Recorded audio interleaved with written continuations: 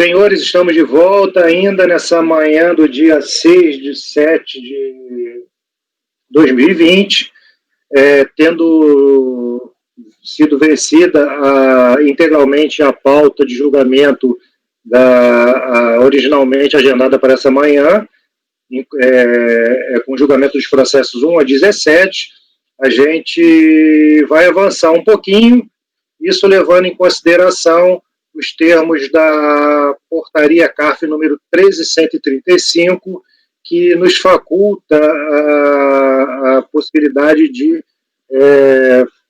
naturalmente, contando com o acordo de todo colegiado, de antecipar o horário do início da sessão de julgamento, desde que ela se dê no mesmo dia. Então, nesse momento, a gente está dando início à sessão de julgamento da tarde de hoje, do dia 6. Nós vamos começar pelo processo, e com isso todos estão de acordo, não é isso, senhores? Sim, presidente. Sim, presidente. De acordo. Ok, então nós vamos iniciar pelo processo de minha relatoria, processo número 18 da pauta. Processo contribuinte Hospital Evangélico da Bahia.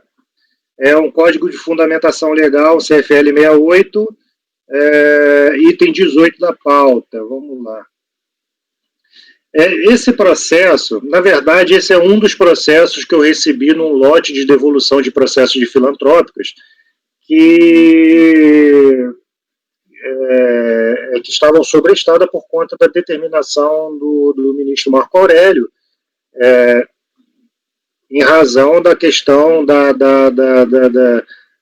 discussão ainda em sede de recurso extraordinário, da constitucionalidade da fixação de requisitos para gozo de imunidade para entidades filantrópicas a partir de lei ordinária. Então, isso é um tema que ainda não foi completamente exaurido. A gente teve alguma dificuldade no curso desses últimos meses aí, embora a gente estivesse recebendo os processos de volta, porque foi interposto um determinado embargo de declaração e que esse embargo de declaração já foi julgado. O CARF entendeu que poderia ser dado seguimento na análise desse processo e nos devolveu. Assim como eu recebi, outros conselheiros do grupo também, da turma, também receberam. Esse processo especificamente é um processo que ele constou do primeiro lote que eu recebi quando entrei no CARF. Foi lá em julho, na sessão de julho de 2000, já não lembro, Daniel, 2016, entrei junto com o Daniel. Como é um Código de Fundamentação Legal 68, apresentação de efeito com dados não correspondentes, a empresa se limitou a solicitar a relevação da penalidade. E aí eu levei ao colegiado a minha conclusão de que não caberia a relevação da penalidade, porque ela não tinha corrigido todas as faltas cometidas, nos mesmos moldes que a DRJ já havia decidido. Só que o colegiado, na época, concluiu que não deveríamos julgar o processo. Então eu fui vencido, foi na minha primeira sessão em que pautei processo, eu fui vencido aí de 7-1, e aí porque eles entenderam que deveriam juntar os processos relacionados à obrigação principal.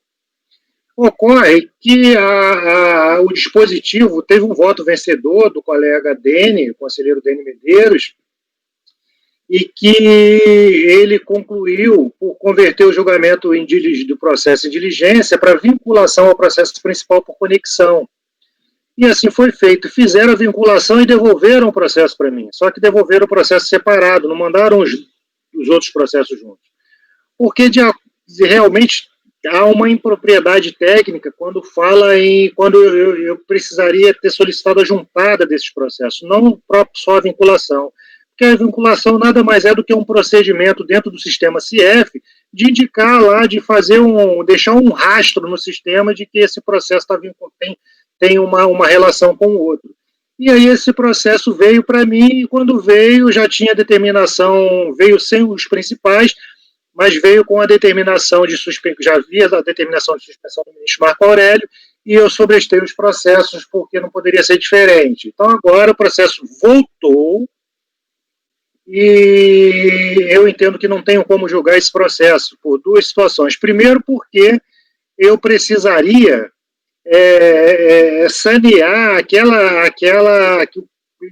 vou dizer assim, essa impropriedade cometida no julgamento anterior, de ter demandado só a vinculação, mas precisaria desse processo todos juntos para cumprir a determinação a conclusão do colegiado no julgamento anterior. Eu precisaria que esses processos fossem juntados e encaminhados para mim. Só que esse é um processo, ele é um processo que se deu no momento posterior àquele em que havia sido excluída a condição de entidade filantrópica da empresa, ou seja, houve um procedimento em que se discutiu a possibilidade de ela gozar ou não da imunidade, e esse é um processo já de um momento posterior, não daquele momento do lançamento e exclusão da imunidade. O processo que trata efetivamente da condição de filantrópica e do direito à imunidade é um outro processo, um processo anterior, que está lá na unidade, porque ele já passou pelo CARF, e o CARF entendeu pela correção do procedimento da fiscalização, e o contribuinte apresentou um recurso especial, e o recurso especial simplesmente não foi dado seguimento a ele. Mas, na época, no despacho que não deu seguimento, e aí eu estou fazendo essa observação porque eu acho desnecessário eu ler o voto todo aqui, mas isso que eu vou falar agora está lá já no final do meu, lá no voto, em que eu aponto que teve uma conclusão, né, de que o procedimento foi elaborado em estrita observância de determinação fiscal. Isso é um procedimento anterior, e quanto a tal conclusão, o contribuinte apresentou esse recurso especial que teve o seu segmento negado. Mas no desfecho do último despacho emitido por esse Conselho Administrativo, pelo então presidente da Câmara Superior, ele pontuou o seguinte, ele falou, vai ter que encaminhar o auto paciência lá do sujeito passivo e a adoção das demais providências de competência da unidade de origem, ressaltando que este Conselho foi informado por meio do ofício número tal, acerca da decisão do STF relativa ao RE 566622, julgado em 27/6, em que consta implemento a medida cauteladora, suspendendo, nos termos do artigo número tal, o curso de processos que veiculem o tema obstaculizando o acionamento pela administração pública do artigo 55 da 8.212. E aí, nesse processo anterior, seguiu para a unidade, e a unidade fez o seguinte despacho para encaminhar internamente esse outro processo para o setor de controle e acompanhamento do crédito tributário, que era para que ele verificasse se há providência a ser tomada, particularmente em relação ao eventual crédito tributário constituído, tendo como fundamento o cancelamento da isenção de que trata esse processo. Ou seja, esse processo anterior que tratava da isenção, ele está lá na unidade de origem, aguardando a conclusão desse outro processo do recurso especial do STF, para que se verifique se vai alterar ou não alguma coisa a partir do que for concluído pelo Supremo Tribunal Federal. Então, o que acontece? Os reflexos do resultado do recurso extraordinário, eles vão ser avaliados a partir desse processo anterior, e não do processo do procedimento fiscal que a gente está com ele aberto. Por quê? Porque esse aqui é posterior. Ele já nasceu em um momento em que, para todos os efeitos, não havia direito a gozo da imunidade, porque isso era um tema que estava sendo discutido e tinha sido objeto de um procedimento anterior. Ok? Então, por isso, eu estou propondo a conversão do julgamento desse processo em diligência, para que, inicialmente, juntada ao presente, por apensação, e aí eu tento corrigir essa impropriedade cometida na resolução anterior, e que ao final dessa providência de juntada, que o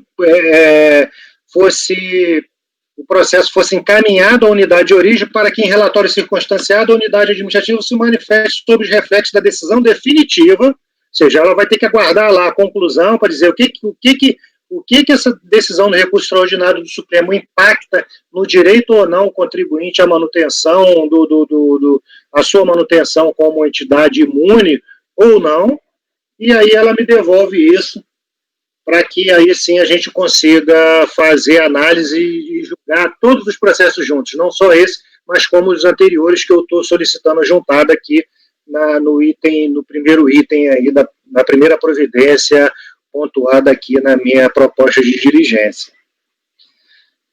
Senhores, o que dizem os senhores? Considerações, por favor, fiquem à vontade.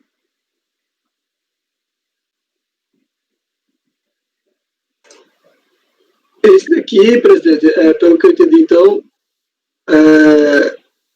ele necessariamente precisa desse outro que vai ser juntado, né? 2704, final do 2704.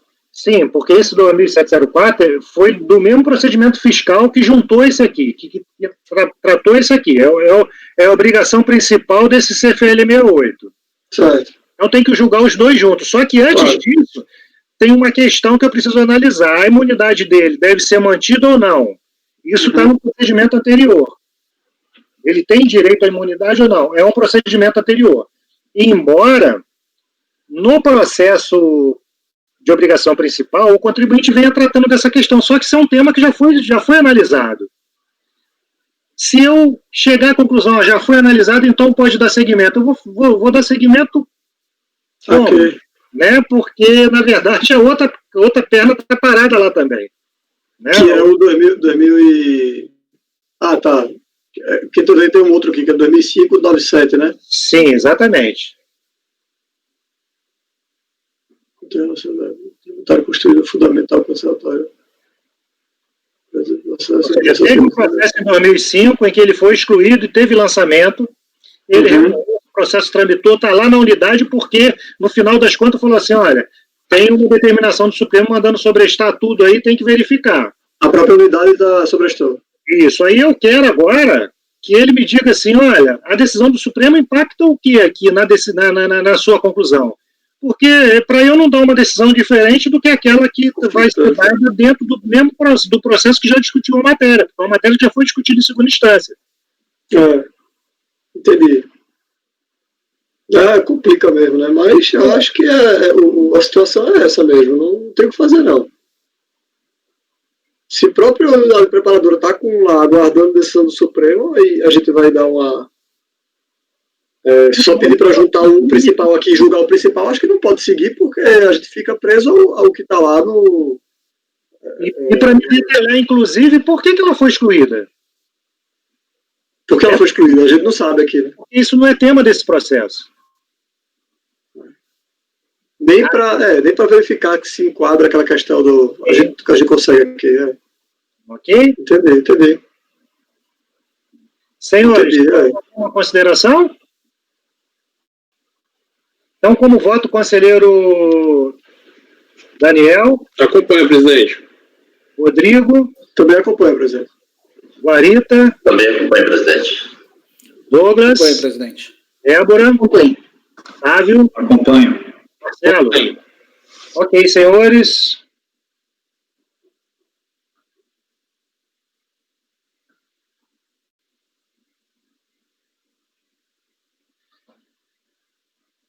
Então, esse é o processo número 18, contribuinte de hospital evangélico. Resolve os membros do colegiado, por unanimidade de votos, em converter o julgamento do processo em diligência nos termos do relatório e voto que integram o presente julgado. Vamos para o processo, agora o processo número 19. São 3 processos do mesmo contribuinte, 19, 20 e 21, relatoria do conselheiro Marcelo Risso. Conselheiro, por favor, fique à vontade, comece pelo que entender mais adequado para agilidade no serviço. Presidente, pode ser no 19, ele se aplica aos demais, tá? Ok. Eu só vou ler bem rapidamente aqui o relatório aqui e já vou para o voto. Trata-se de NFLD, que é referente às contribuições devidas à Seguridade Social da parte dos segurados e empregados da empresa para o financiamento, complementação das prestações por acidentes do trabalho, competência até 6 de 97, para o financiamento aí do Gilhat, aí, competência a partir de 7,97. Montante lançado, incluindo juros e multa, 929 mil, abrangendo o período aqui de 1 de 97 até 2001. O relatório fiscal informa que, durante a ação fiscal, a empresa foi intimada, através de TIAD, apresentar contrato de prestação de serviço de limpeza e conservação, firmado na condição de contratada prestadora com a empresa Loto, serviços técnicos, na condição de contratante tomadora, bem como as correspondentes folhas de pagamentos, de FIPs, e o contribuinte somente apresentou o contrato de prestação de serviço de limpeza e conservação, na condição de contratada.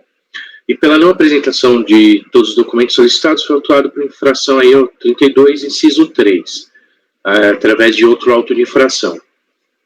A fiscalização constatou que o contribuinte não contabilizou despesas com remuneração de mão de obra em relação aos serviços prestados para a tomadora Lotus, como também não apresentou as folhas de pagamento específicas para essa tomadora.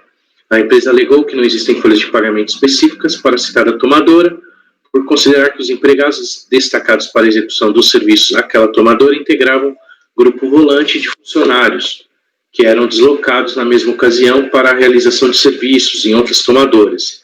Esses segurados figuraram nas folhas do pessoal operacional da própria Pluriserve. Tá? Aí vem, apresentou a defesa e tudo mais, foi julgado improcedente, no caso, deixa eu ver aqui, foi procedente em parte aqui a decisão, primeira instância, houve interposição de recurso voluntário. Eu estou conhecendo do recurso voluntário, nas razões, o contribuinte em síntese só questiona a aplicabilidade da taxa Selic e o efeito confiscatório da multa aplicada. Em relação à multa Selic, aplica os termos da súmula CARF número 4. Em relação à questão do efeito confiscatório da multa aplicada, sendo defeso julgador administrativo tratada a questão constitucional, aplica a súmula CARF número 2 e nega o provimento ao recurso. Ok. É um processo bastante simples. O recurso está lastreado aí numa questão muito... Alguém quer fazer alguma consideração? Ressaltando que esse caso, essa conclusão, ele se repete para os processos 20 e 21. Isso. Como o Daniel? Eu acompanho, presidente. Rodrigo? Também acompanho. Francisco? Eu também acompanho. Douglas? Acompanho, presidente. Débora? Acompanho. Flávio? Acompanho também. Eu também acompanho. Então, para os processos 19, 20 e 21, o resultado é: acorda os membros colegiados por unanimidade de votos em negar provimento ao recurso voluntário. Processo número 22, processo de relatoria do conselheiro Daniel, processo do contribuinte ArcelorMittal Inox Brasil S.A. O processo foi retirado de pauta na sessão anterior e está retornando agora para análise. Por favor, conselheiro Daniel, fique à vontade. Presidente, esse processo é bastante simples. Referente à responsabilidade solidária na cessão de mão de obra, certo? O que ocorre? Eu acredito que a gente já tinha dito, não, lembro que a gente julgou processos similares em sessões passadas, em que o que ocorre aqui? Quem está sendo autuado é a empresa tomadora do serviço, né? A empresa prestadora do serviço, no caso concreto aqui, foi a Transcuiabano. A Transcuiabano é uma empresa de transportes, né? E ficou constatado aqui, provado, que o transporte de passageiros era uma necessidade permanente da empresa, da ArcelorMittal, né? E, portanto, ela firmou esse contrato com essa empresa Transcuiabano para efetuar o transporte de passageiros. Aqui a DRJ, certo? É um processo antigo, mas a DRJ já muito bem separou o período decadente, né?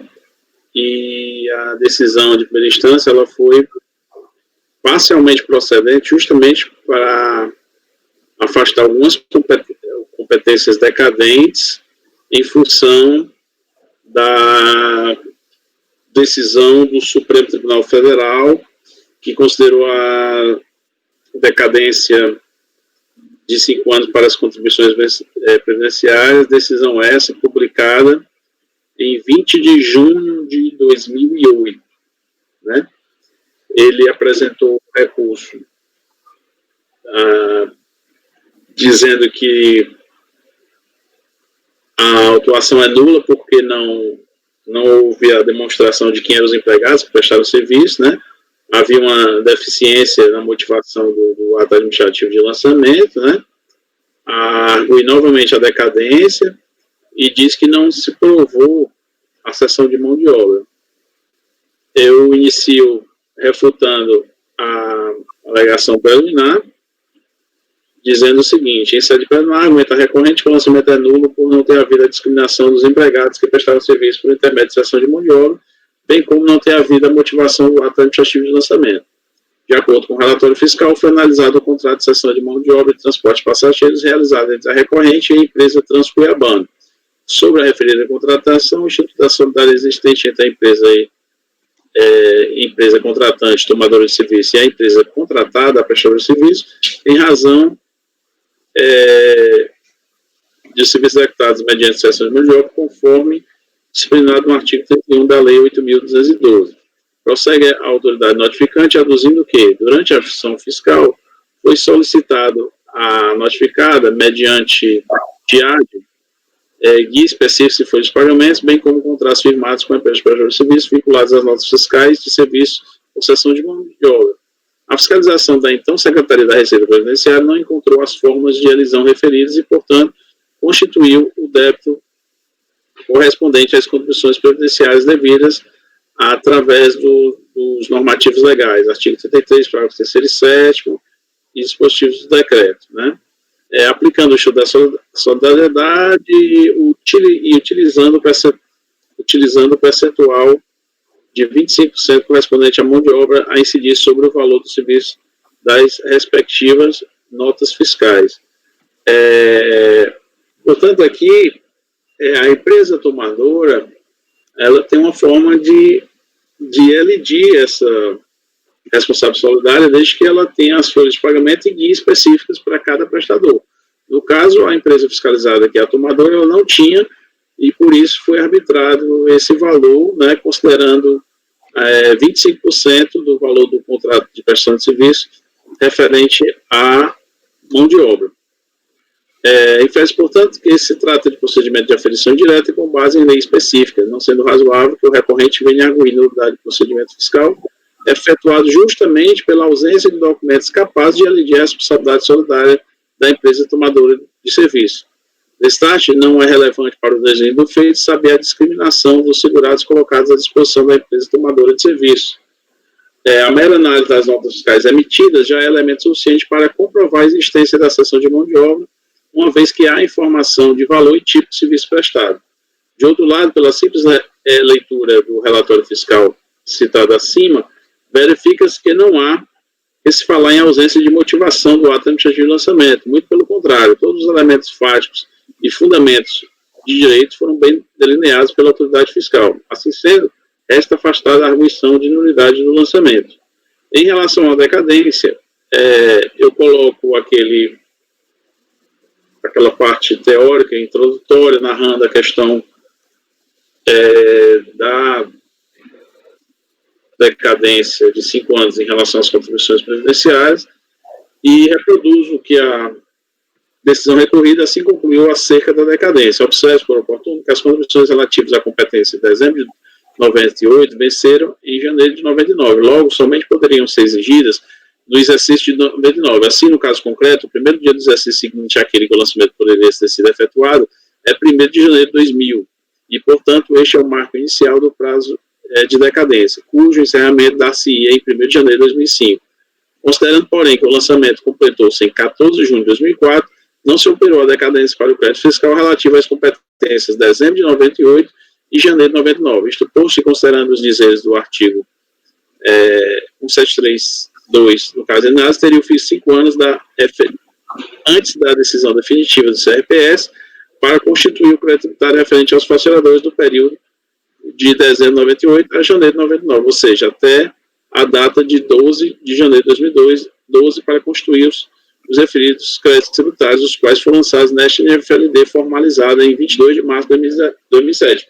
Esse caso aqui também merece ser ressaltado que ele é originário de uma NFLD substitutivo, certo? Porque na época o CRPS, eu acho que isso aí foi até esse rigor excessivo que se tinha, foi até mudado assim um entendimento, é que o CRPF anulou o primeiro lançamento apenas porque o fiscal, né? Hoje não se tem mais esse entendimento, porque assim, através dos fatos narrados, né, você faz a subsunção do fato à norma. E ele fez a narrativa da aferição direta, porque estavam fazendo, responsabilidade solidária, do tomador de serviço e tal, apenas ele não colocou lá o que o CRPS queria, apenas que ele colocasse assim, fizesse essa narrativa, mas colocasse lá, artigo 33, parágrafo 3º da Lei 8.212. Só porque não tinha essa menção ao artigo, o CRPS entendeu que não existia uma fundamentação legal e, por isso, anulou o lançamento, né? Só que aí eu não entrei, não entendi isso aí como diferente daquele outro processo que a gente jogou na sessão passada, como um vício de natureza material. Eu acho que não era nem para ter sido anulado, porque só poderia ser anulado se ele realmente não tivesse narrado os fatos, né? Mas, assim, na minha opinião, apenas a menção ao dispositivo legal não seria, a meu ver, um motivo para anular o lançamento, já que os fatos foram narrados, né, e basta o intérprete, no caso aqui, né, pegar o intérprete, eu digo quem tá lendo o lançamento, o próprio contribuinte, saber que aquele procedimento narrado, aquela narrativa fiscal, ela subsume ao que está lá capitulado no artigo 33 da Lei 8.212. Então, eu entendi que o prazo realmente para construir um novo lançamento esse mesmo aqui que foi considerado na decisão de piso, né? E eu entendi que não há nada a modificar em relação ao entendimento da DRJ em relação à decadência. Então, assim, entendo que a decisão de piso não merece reparo, não havendo período decadente diferente do já reconhecido pelo acórdão ACOR. Em relação ao mérito, de bom ouvido salientar que, ao tempo da ocorrência do fato gerador, havia sido editado pelo então CRPS o enunciado número 30, que abaixo transcrito. Em se tratando de responsabilidade solidária e o fisco previdenciário tem a prerrogativa de constituir os créditos no tomador de serviço, mesmo que não haja apuração prévia no prestador de serviços, né? Ou seja, não comporta benefício de ordem. A Lei 8.212, seu artigo 31, na redação vigente da ocorrência dos fatos geradores, fixou de forma taxativa a responsabilidade solidária do contratante de quaisquer serviços executados mediante cessão de mão de obra, inclusive em regime de trabalho temporário, com o executor pelas obrigações decorrentes da Lei de Custeio, a Lei 8.212. Transcrevo aqui a legislação, aproveito para transcrever os dispositivos do decreto 612 de 92, esse aqui esse decreto foi sucedido pelo conhecido decreto 3.048, né? Mas como o decreto 3.048 é de 99 e aqui tem fatos geradores anteriores, eu transcrevi aqui o decreto anterior, né?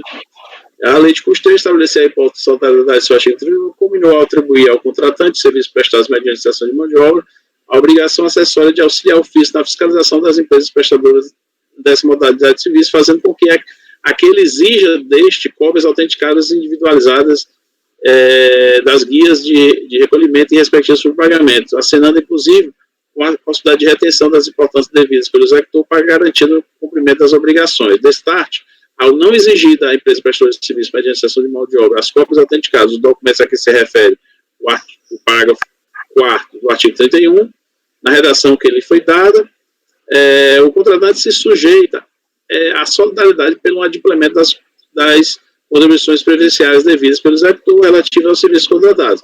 Eu acho que isso aqui é uma questão de direito, isso aqui não tem nada que seja nem de modo reflexo favorável ao contribuinte. Essa responsabilidade solidária já digamos assim, fortemente, já houve, né, discussão no judiciário há muitos anos, mas o judiciário sustentou a tese do fisco, que é possível, né, não comporta benefício de ordem, é uma espécie de substituição tributária. Nesse panorama, verificando o auditor, eu concluo, aí falo aqui da cessão de mão de obra, para falar, no caso concreto, que imperios registrar que restou em controvérsia os autos com o transporte de passageiros, foi o tipo de serviço prestado pela empresa Transcuiabana, a recorrente, e que esse tipo de serviço era uma necessidade permanente da empresa. Diferentemente do que quer fazer a recorrente, a prova da cessão de mão de obra está clara. A instrução normativa 971 é taxativa ao elencar o serviço de transporte de passageiros como sujeito à cessão de mão de obra. Vejamos o que diz o artigo 117, inciso 18. A operação de transporte de passageiros, inclusive nos casos de concessão ou de subconcessão envolvendo o deslocamento de pessoas por meio terrestre, aquático ou aéreo. É evidente, pois, a existência de cessão de mão de obra na modalidade de transporte de passageiro, não havendo elementos da peça recursal que infirme os fatos relatados ou os fundamentos jurídicos do lançamento.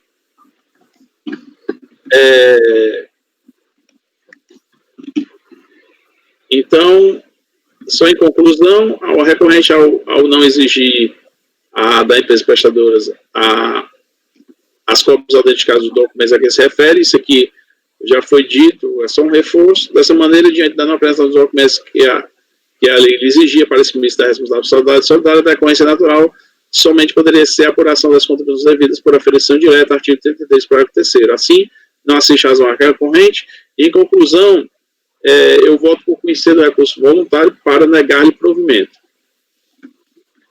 Senhores, considerações? Eu tenho. Pois não.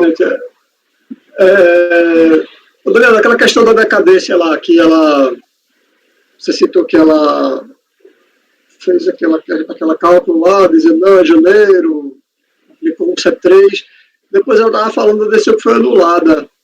Esse processo, aí eu estava vendo aqui, esse aqui é decorrente de uma NFLD que foi anulada, né? Isso, eu falei aqui nas minhas considerações, ela foi anulada justamente o que eu falei, porque o CRPS entendeu que não tinha lá escrito, assim, como eu falei, o fiscal narrou todo o procedimento da aferição indireta. Ele apenas não disse, esse fato que eu estou narrando aqui se amolda ao artigo 33, parágrafo 3º da Lei 8.212. Aí o CRPS anulou por causa disso, porque não tinha, alegando que não tinha um fundamento legal do lançamento, né? E aí eu como eu falei, eu entendo que isso aí não era nem para ter anulado, não era nem para ter tido essa nulidade, mas aí considera aí o prazo de 5 anos depois porque eu não entendi isso como um vício material. Apenas o cara não colocou o artigo, mas se sabe que o fato foi narrado corretamente, entendeu? Eu entendi. Como aquela história, a gente se defende dos fatos, não se defende dos artigos da lei, né? Não, o artigo da lei é para a gente saber. Eu entendi a tua argumentação, concordo com ela, realmente talvez não fosse para ser anulado, mas o problema é que foi anulado e ainda ele disse aqui por vício material insanável. Aí eu acho que dificulta assim, a gente meio que reformar essa decisão agora. Porque para poder dar os 5 anos de volta, eu teria que dizer que isso aqui agora é um vício formal e não material. E aí... Rodrigo, eu confesso que eu não observei aonde que está onde que diz que é vício material insanável. Não, diz que o vício é insanável, mas fala material, eu vi que era insanável. Fala material, folha 202, página 202 do PDF.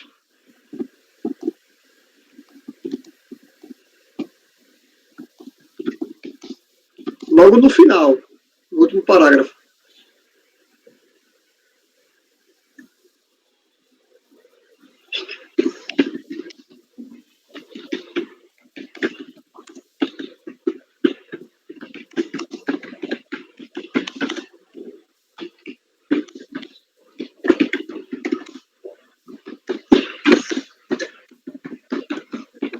Daniel, isso aí vai ao encontro, essa observação do Rodrigo, vai ao encontro das outras situações que a gente identifica que o vício era material. E aí não caberia, e a gente já teve processos retornando na Câmara Superior, para a gente fazer essa análise, porque o que foi decidido nessa decisão aqui teria que ter sido objeto de discussão nela. À medida que nessa decisão se concluiu que o vício era material, aí não daria para a gente agora rediscutir o conteúdo daquela decisão. Da mesma forma que não caberia a gente discutir quando a situação é inversa. Que aí ele diz que é formal e a gente entende que é material. Né? E aí a gente, não, mas isso aqui era vício material, então... A gente já teve situações inversas, em que a decisão lá atrás concluiu que o vício era formal, a gente fala, não, isso aqui não é vício formal. Isso aqui é vício material. E aí a gente já entendeu que não cabia o novo lançamento, subiu e voltou exatamente porque não cabia, a gente não estava discutindo essa decisão anterior. Está discutindo o lançamento posterior. E no lançamento posterior ele vai se reportar exatamente a isso aqui se ninguém recorreu disso. E aí, perfeita aí a observação do Rodrigo, que de fato ele fala, não tendo feito, incorreu em vício material insanável, que dá ensejo a nulidade da notificação de lançamento. Mas a questão é a seguinte, a indagação que eu faço é a seguinte, esquecer de colocar o artigo da lei é um vício material? Eu entendo a tua colocação. Eu só acho que é o momento da gente mudar o que foi decidido no processo lá atrás, porque isso aqui a Câmara Superior lá atrás disse que era material. Entendi. Mas assim... Dessa conclusão. Entendi, mas assim, o que é que ocorre? Você viu que tinha outros casos que a gente pegou, esse aqui realmente o cara explicitou. Mas se ele não tivesse falado nada, ele tivesse falado, isso é um vício insanável, tal, é lógico que tanto o material como o formal são insanáveis, porque eles podem ser corrigidos, validados. Mas aí, se ele não tivesse colocado esse material, né, essa palavra material, a gente estaria com outra ideia, né? Sim, eu acho que a gente poderia até avaliar essa questão, se a natureza do vício. Mas nesse caso, assim como normalmente eles falam que é vício formal, a gente não está podendo, não tem feito isso, né, que é voltar para discutir a decisão do processo anterior. O contribuinte, ninguém recorreu disso aqui. Então, mesmo que esteja errada essa decisão, e nesse caso beneficiou o contribuinte, beneficiou. Aí agora, o que nós vamos fazer? Não, mas aquilo lá não é material, é formal, então, portanto, tal. O contribuinte vai discutir isso como? Se isso nem é objeto do lançamento. Isso é objeto daquela decisão da notificação de lançamento anterior. Tá bom.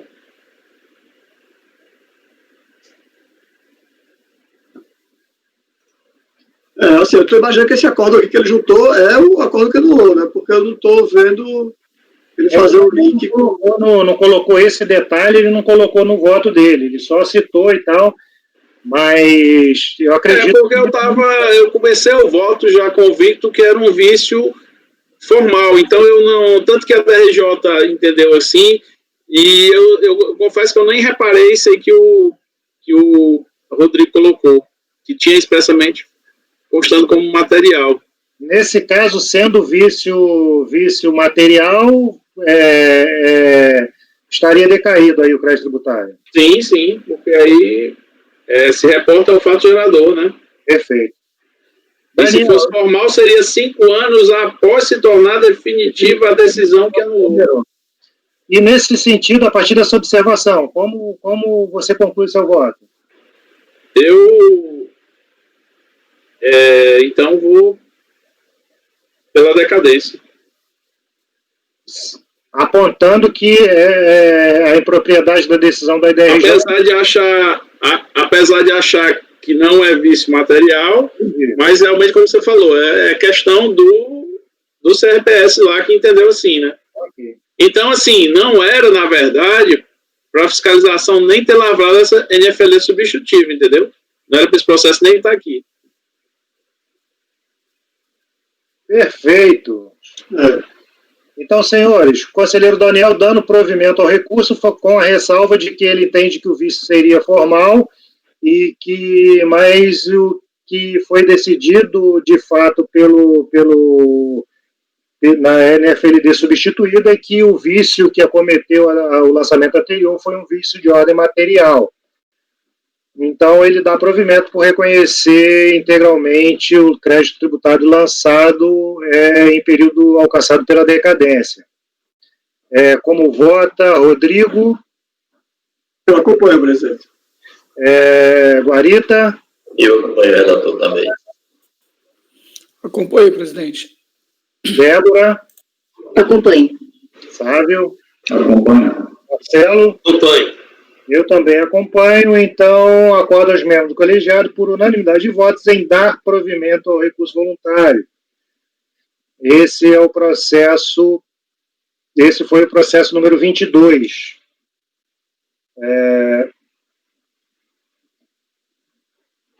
Senhores, eu tenho o próximo processo, o processo 23, é um processo de minha relatoria, um processo relativamente simples, e embora a gente tenha 10 minutos aí para começar o almoço, a Camila nos permitiu aí, se fosse o caso, passar 1 minutinho ou 2, das 12, então eu vou seguir para esse processo, ok, senhores?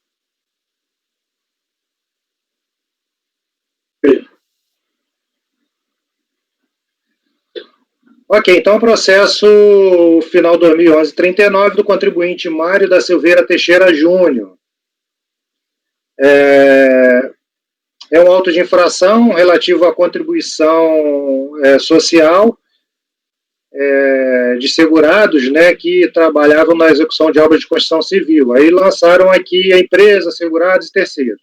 A apuração da remuneração se deu de forma indireta e o contribuinte apresentou impugnação, alegando que a Receita não incluiu diversas notas fiscais de concreto usinado da Concretac Pré-Misturado Limitada, com endereço na rua de fundo do imóvel, e informa que foi apresentado notas de aço dobrado cortado e defende que 34,7% do valor das notas fiscais são de mão de obra de corte e dobra. Então, debruçada sobre o termo da impugnação, a DRJ julgou improcedente a manifestação do contribuinte, alegando que o contribuinte, embora ele requeira aqui a inclusão de diversas notas fiscais, ele não foi possível atender o pedido do interessado, pois a impugnação não foi acompanhada de tal, foi só acompanhada de habeas, procuração e documentos pessoal do sujeito passivo. Ou seja, nem mesmo as notas fiscais que o contribuinte apresentou. Ele falou, tem umas notas fiscais que você não consideraram, e aí ele mas não apresentou na impugnação. Ao certificado do acórdão, o contribuinte ainda inconformado apresentou tempestivamente o recurso em que apresenta os argumentos que eu cito agora, que todos os prestadores de mão de obra foram devidamente registrados e recolhidos conforme a lei, que houve inclusão de técnicas construtivas pré-moldadas, que houve compra de ferragens já dobradas, que as notas fiscais apresentadas e registradas pelo endereço, representando em conjunto, estão sendo reapresentadas em conjunto com o novo ABITS, que consta 2 endereços, e apresenta uma relação de notas fiscais de concreto emitida lá pela Concretac, e apresenta a relação de nota fiscal de aço dobrado e apresenta as notas fiscais de estrutura metálica para demonstrar que, mesmo sendo a obra de alvenaria, foi utilizado material pré-fabricado, diminuindo a mão de obra local. Esse imóvel era imóvel situado numa determinada rua, mas ele tinha acesso para uma outra, para a rua de trás. E aí uma parte dessas notas fiscais apontava como endereço a rua de trás. Aí o fiscal, quando foi lá, falou assim, ó, o imóvel é na rua A, então, estou chutando A aqui, né? Mas enfim, o imóvel na rua A e essa nota fiscal é da rua J, então ele não aceitou. Aí o contribuinte está falando, ó, parte dessas notas fiscais está aqui no endereço, que é o endereço de trás, é o mesmo acesso. E aí ele traz, inclusive, a BITS, novo ABITS, apontando para esse detalhe, tá? Então, eu já vou direto para o voto, eu aponto aqui alguns detalhes do voto, né?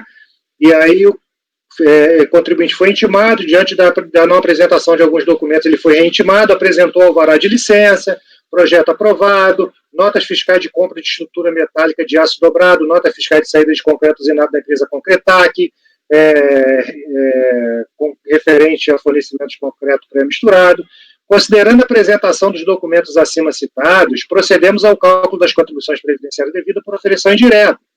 Esclarecemos que, no tocante à estrutura metálica, em análise, a proposta para execução de estrutura metálica correspondente ao projeto de fabricação da empresa Roma, depreende-se que se trata de uma aquisição e instalação de cobertura e metálica e de lajes, e em consonância com o previsto na instrução normativa tal, abaixo transcrito, tal fato não altera o enquadramento da obra. Então, o fiscal analisou isso, o fiscal analisou, recebeu a informação também, viu as notas fiscais de concreto. No que tange as notas de concreto, constata-se que foram emitidas para endereço diverso do constante do alvará. E aí ele diz que foram efetivados os cálculos. Então, a partir daí, eu começo a minha conclusão do que está sendo discutido no processo. Como se viu, todas as notas fiscais citadas pela defesa foram devidamente consideradas na apuração e cálculo do tributo devido, sendo rejeitada apenas as relativas à aquisição de concreto em razão de apontar para endereços diversos constantes do alvará.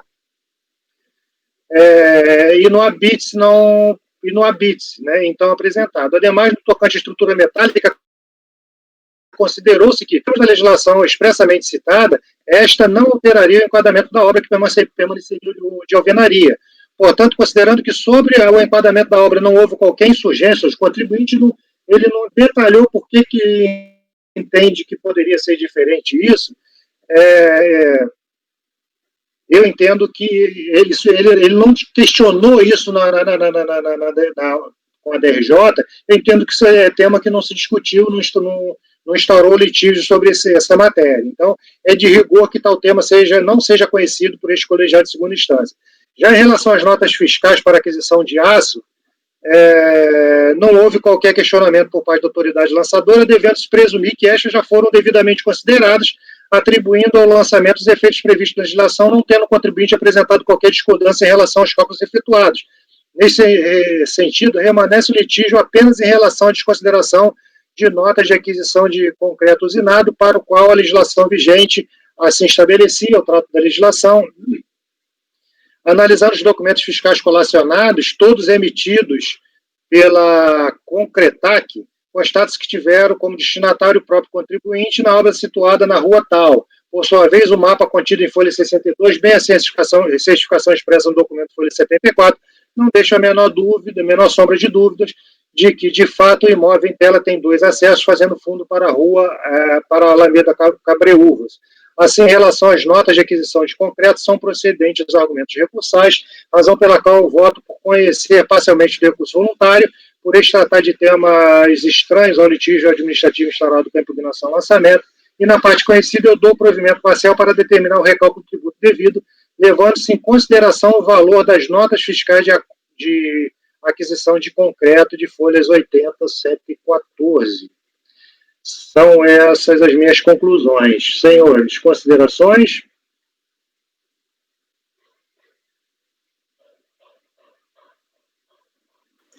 Presidente, tudo que faltou só foi esses documentos de 80 a 114.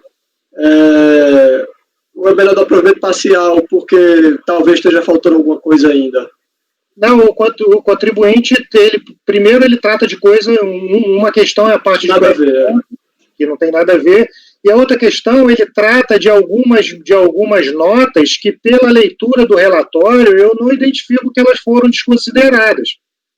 Ele não foi considerado e tal, mas para mim não foi considerado. E o contribuinte, o fiscal fala que considerou essas notas, e ele só ressalta que não aceitou essas por conta do endereço. Então, eu estou concluindo, eu falo assim, o contribuinte não se surgiu contra esse cálculo aqui. Ele deveria, então, ir lá e falar assim, olha, eu não acho o cálculo está errado por causa disso, disso e disso. Mas ele não fala. Perfeito, entendi. Senhores, considerações adicionais? Então, como vota Daniel? Eu acompanho, presidente. Rodrigo? Também acompanho, presidente. Rita? Também acompanho. Douglas? Acompanho, presidente. Débora? Acompanho. Sávio? Acompanho. Marcelo? Acompanho.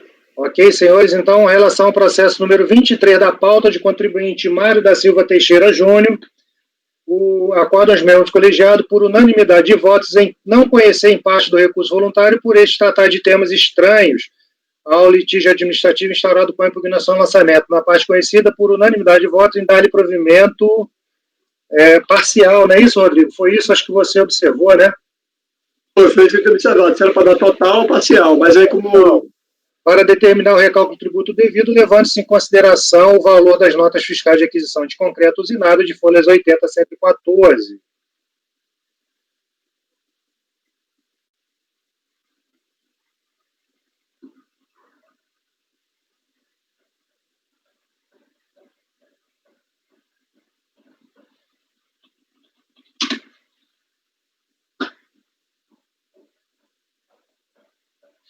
Senhores, com isso eu